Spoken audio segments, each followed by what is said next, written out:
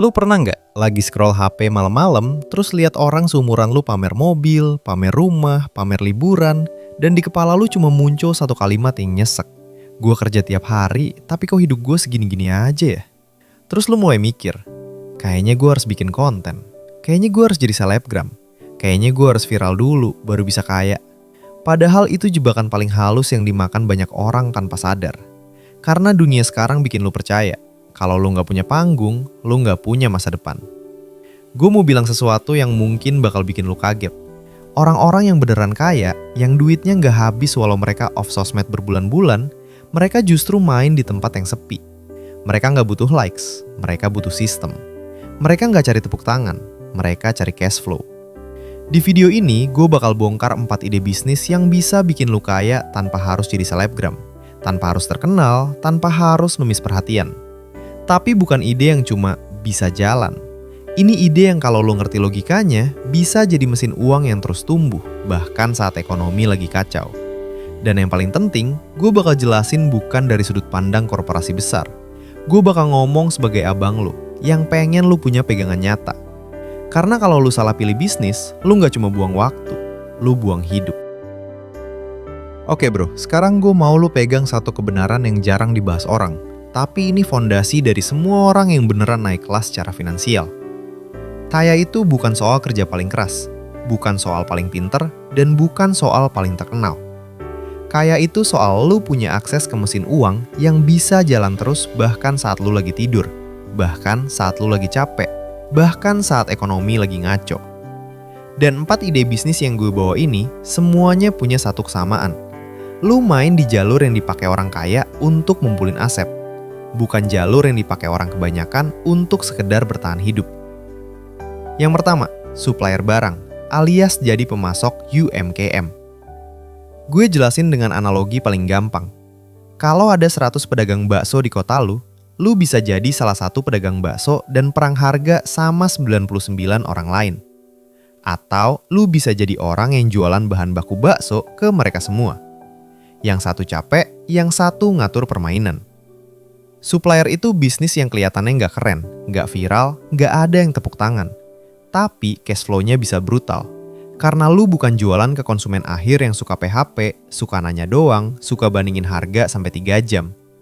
Lu jualan ke orang yang memang butuh barang itu buat cari uang. Supplier itu kayak lu jual bensin ke orang yang kerja jadi ojek. Mereka nggak punya pilihan selain beli, karena tanpa itu mereka nggak bisa hidup. Nah, yang bikin supplier bisa bikin kaya bukan karena margin gede per barang, tapi karena volume dan repeat order. Kalau lu jualan ke 30 UMKM aja dan masing-masing belanja 2 juta per minggu, itu berarti 60 juta per minggu lewat di tangan lu. Margin lu cuma 10% pun itu udah 6 juta per minggu. Sebulan 24 juta. Itu baru 30 UMKM. Masalahnya, kebanyakan orang gak mau jadi supplier karena mereka mikir supplier itu harus punya gudang besar, harus punya modal ratusan juta, harus punya koneksi pabrik. Padahal cara masuknya bisa dari jalur yang lebih realistis. Lu bisa mulai jadi broker supplier dulu. Artinya, lu gak pegang stok besar. Lu cuma jadi penghubung antara UMKM dengan distributor utama. Lu ambil fee per transaksi. Begitu volume lu stabil, baru lu pegang stok yang paling cepat muter. Ini cara main yang dipakai banyak orang, tapi jarang diakui. Karena orang-orang suka pamer hasil, tapi nggak suka ngakuin proses. Yang kedua, jasa renovasi kecil plus borongan. Ini yang gue sebut bisnis proyek yang kalau lu ngerti, lu bisa naik kelas cepat.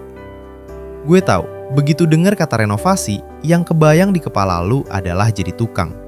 Kotor, panas, ribet, penuh drama. Padahal lu nggak harus jadi tukang. Lu harus jadi pengatur proyek. Ini beda mentalitas yang penting banget. Tukang itu dibayar per tenaga. Pengatur proyek dibayar per sistem. Lu cuma butuh satu hal. Lu bisa bikin orang percaya kalau lu bisa menyelesaikan masalah rumah mereka. Karena kebanyakan orang itu bukan cari tukang, mereka cari ketenangan. Orang mau bayar lebih mahal kalau mereka merasa aman. Misalnya ada orang mau renovasi dapur. Mereka nggak mau pusing cari tukang keramik, tukang listrik, tukang cat, tukang plafon. Mereka mau satu orang yang bisa ngatur semuanya. yang bisa kasih timeline, yang bisa kasih harga, dan yang bisa bertanggung jawab. Dan di situ lu masuk. Lu rekrut 2-3 tukang yang udah ada, lu jadi kepala proyek, lu bikin paket harga, lu bikin SOP kerja, lu pastikan kualitasnya, dan lu ambil margin dari total proyek. Biar gampang gue kasih contoh angka nyata. Proyek renovasi kecil dapur itu misalnya 25 juta. Biaya tukang dan material lu 20 juta. Margin lu 5 juta. Kalau lu pegang 4 proyek per bulan, lu udah 20 juta. Dan bedanya dengan bisnis kecil lain adalah, di bisnis proyek, lu bisa naik kelas lebih cepat karena nilai transaksi per deal besar. Lu nggak butuh jualan 1000 produk kecil untuk dapat uang besar. Lu cukup tutup 4-6 deal yang bener. Masalahnya, kebanyakan orang gagal di bisnis ini bukan karena nggak ada market, tapi karena mereka nggak punya sistem dan nggak punya mental. Karena bisnis proyek itu penuh kejutan. Ada yang minta revisi, ada yang material telap, ada yang tukang mendadak nggak masuk, ada yang klien banyak maunya. Kalau lu mentalnya masih mental karyawan, lu bakal stres. Tapi kalau lu mentalnya mental pemilik sistem, lu bakal paham. Semua masalah itu tinggal dibuat SOP-nya. Dan justru karena bisnis ini ribet, orang malas masuk. Dan karena orang malas masuk, kompetisi lebih sedikit. Dan karena kompetisi lebih sedikit, margin lu lebih sehat. Itu logika orang kaya. Mereka nggak cari yang gampang, mereka cari yang sedikit pemainnya. Sekarang kita masuk ke bagian yang paling penting dari 2 bisnis pertama ini. Lu harus paham, supplier dan proyek renovasi itu adalah bisnis yang membangun posisi di dunia nyata. Ini bukan bisnis yang bergantung pada algoritma. Bukan bisnis yang hidup mati karena trending. Bukan bisnis yang hancur karena akun lu kena suspend. Ini bisnis yang nempel di kebutuhan manusia. Orang akan selalu butuh bahan baku untuk jualan. Dan orang akan selalu butuh rumah yang lebih layak. Dan di tengah ekonomi yang makin keras, bisnis yang nempel ke kebutuhan dasar itu lebih tahan banting. Tapi bro, gue gak mau lu salah paham.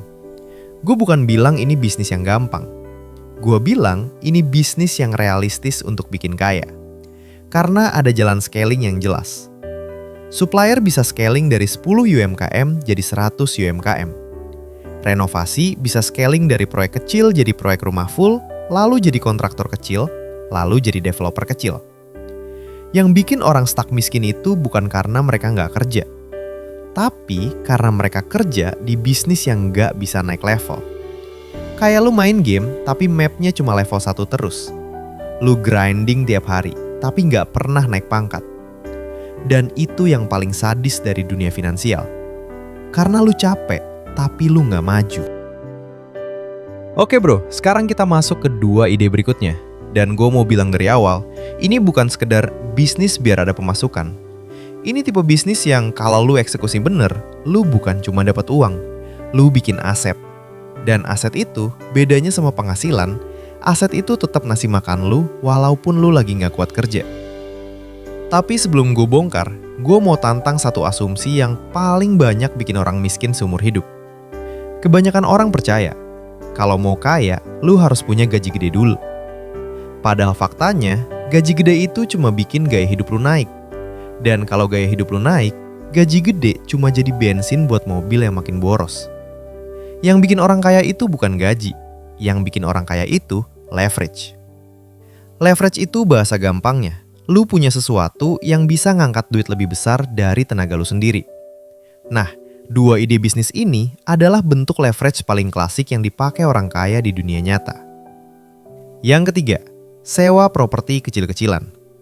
Kontrakan, kos, bed space, atau unit sewa sederhana. Gue tahu, lu pasti mikir, Bang, ini mah buat orang yang udah kaya. Dan itu persis masalahnya. Karena masyarakat udah keburu percaya, properti itu cuma buat orang yang punya ratusan juta sampai miliaran. Padahal di lapangan, banyak orang yang bangun aset properti bukan dari duit warisan, tapi dari strategi bertahap yang brutal disiplin. Kita pakai logika angka biar kebayang. Misalnya lu punya 1 unit kos sederhana. Lu sewa 700.000 per bulan. Kedengerannya kecil ya. Tapi yang bikin properti beda adalah dia punya 2 mesin sekaligus. Mesin cash flow dan mesin kenaikan nilai. Cash flow itu duit sewa. kenaikan nilai itu harga tanah yang naik. Dan ini bagian yang jarang dibahas. Di Indonesia, banyak daerah yang harga tanahnya naik bukan karena ekonomi makin bagus, tapi karena jumlah orang makin banyak, lahan makin sedikit, dan kebutuhan tempat tinggal makin gila.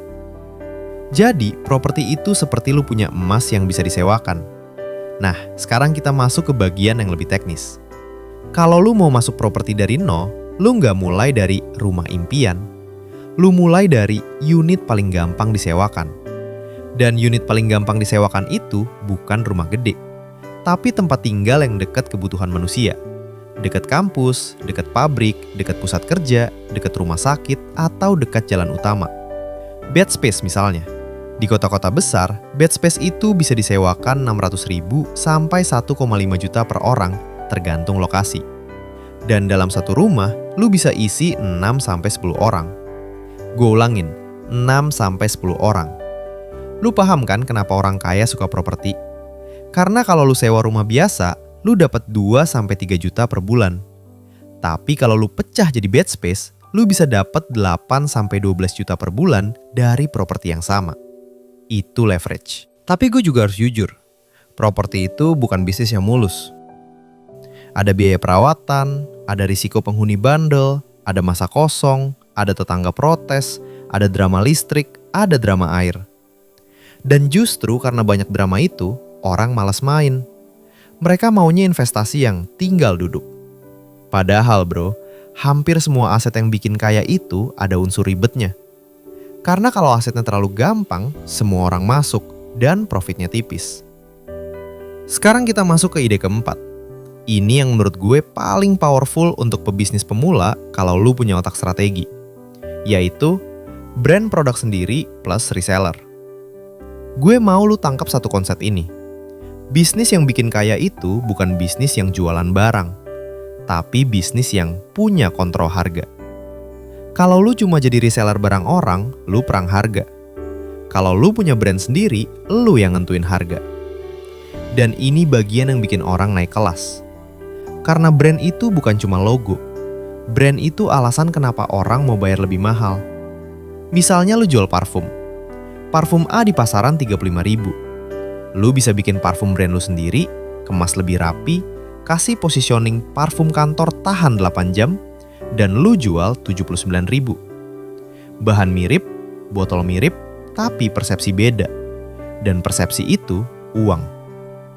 Gue kasih contoh matematika yang bikin kepala lu kebuka. Anggap lu bikin produk dengan biaya 25.000 per unit, sudah termasuk produksi dan packaging. Lu jual 79.000. Margin kotor lu 54.000. Kalau lu jual 1.000 unit per bulan, lu punya margin kotor 54 juta. Sekarang lu ngerti kenapa orang kaya suka brand. Karena di brand, lu nggak perlu jual jutaan unit untuk kaya. Lu cuma butuh margin sehat dan sistem distribusi. Dan disinilah reseller masuk.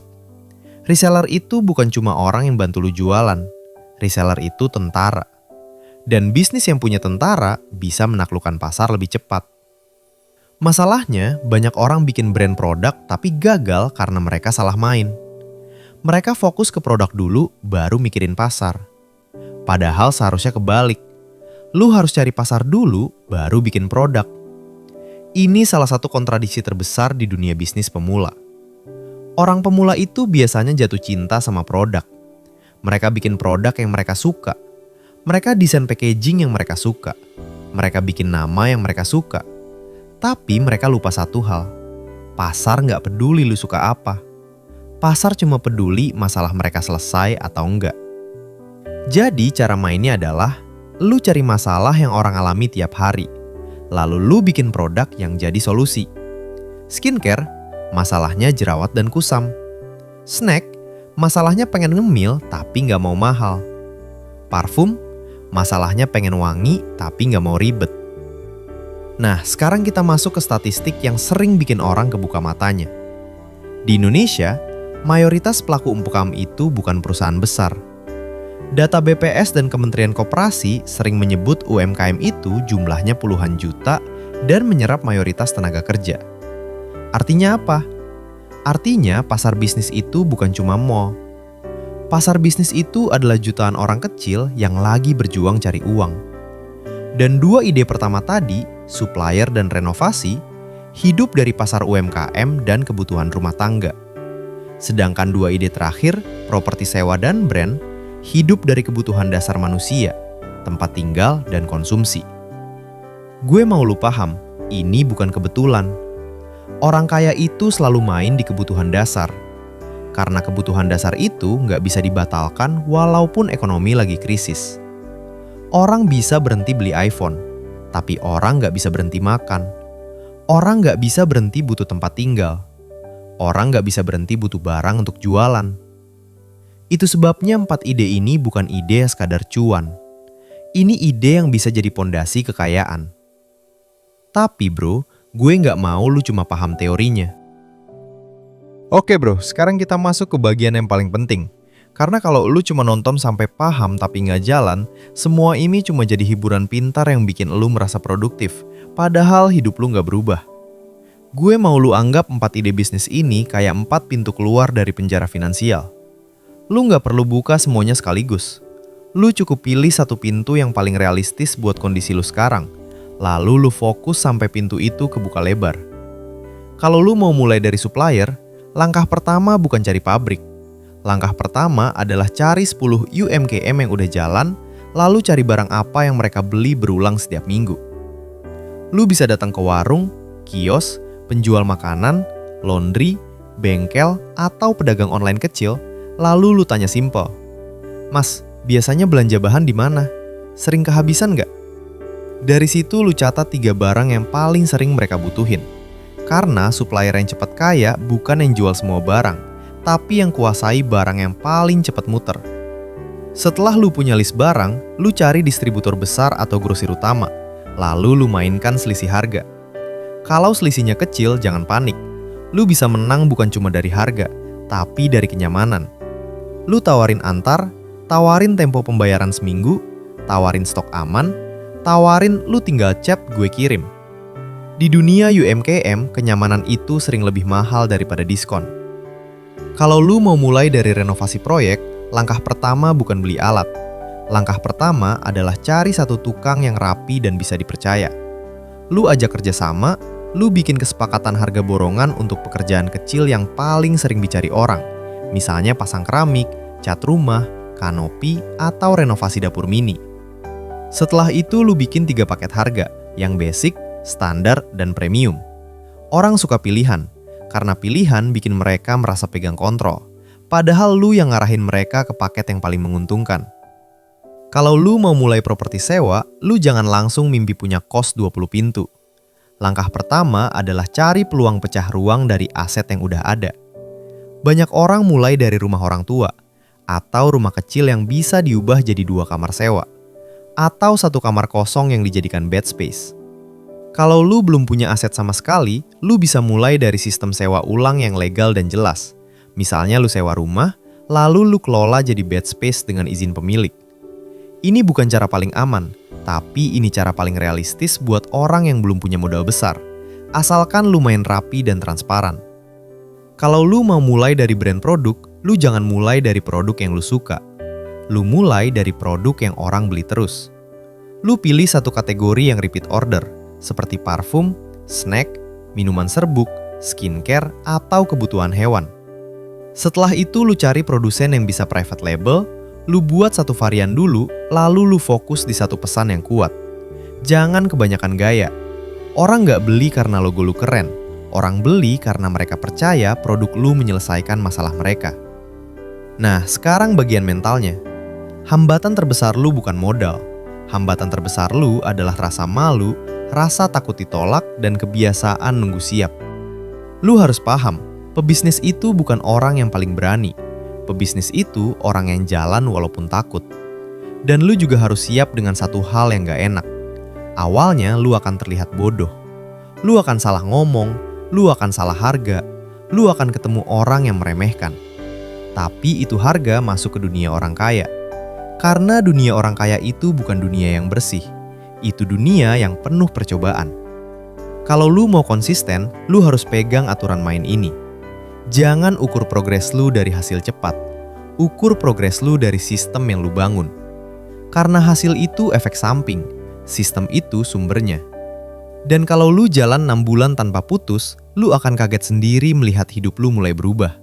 Bukan karena sulap, tapi karena lu akhirnya main di permainan yang bener. Oke bro, sekarang gue rangkum biar lu bener-bener pegang intinya. Ada 4 ide bisnis yang bisa bikin lu kaya tanpa harus jadi selebgram, tanpa harus viral, tanpa harus hidup dari validasi orang lain. Lu bisa jadi supplier yang ngasih makan puluhan UMKM. Lu bisa jadi pengatur proyek renovasi yang main di transaksi besar. Lu bisa bangun aset properti sewa yang ngasih cash flow sekaligus naik nilai. Dan lu bisa bikin brand produk sendiri yang punya margin tebal dan pasukan reseller. Dan kalau lu perhatiin, semua ide ini punya satu benang merah. Lu berhenti jual waktu, lalu mulai bangun sistem. Lu berhenti jadi pemain kecil, lalu mulai ambil posisi di rantai uang yang lebih atas. Gue mau lu inget satu kalimat ini. Di dunia nyata, orang miskin itu kerja keras buat dapat uang. Orang kaya itu bangun mesin supaya uang datang sendiri. Jadi pertanyaannya sekarang bukan, lu mampu nggak? Pertanyaannya, lu berani mulai nggak? Kalau lu beneran serius, tulis di komentar. Dari 4 ide ini, lu mau mulai yang mana dulu? Dan kalau lu pengen gue bikinin versi step by step yang lebih detail untuk satu ide pilihan lu bilang aja. Karena bro, hidup lu nggak akan berubah kalau lu cuma jadi penonton.